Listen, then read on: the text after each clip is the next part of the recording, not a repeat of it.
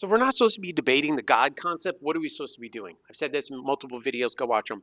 Theist versus atheist debates just don't work. And I've said it before, it's because there's no real concepts on either side. There's not a concept that is an object that the other person can agree with or disagree with. It doesn't work.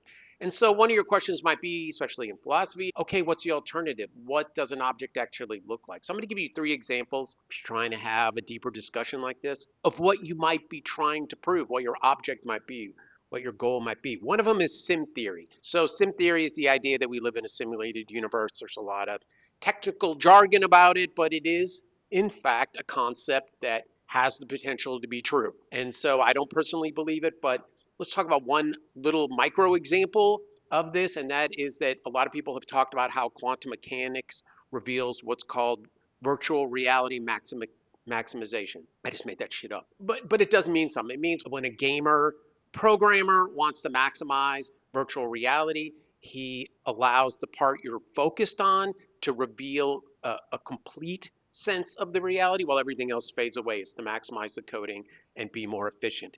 And so a lot of what we see in particle physics that we don't understand could be an explanation for this. I'm not saying I believe it. That's sim theory. Number 2 is what I call concept resistance. I actually made it up because I'm so smart and tall. Concept resistance means sometimes you're so far away from being able to form a concept that you don't even know what it would look like.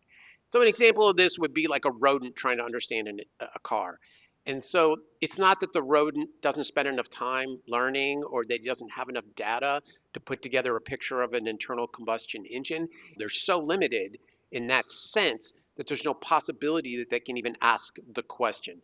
So conceptual resistance could explain a lot of the problems we're having with reality, with philosophy, with society failing, and with our place in that. Number 3 is that reality is a dream. This is a viable concept that you could look at in a certain way and build an argument for having an actual object for a real conversation. Bishop Berkeley is an example of this, the idea that all of reality is God's ideas. Everything is mind.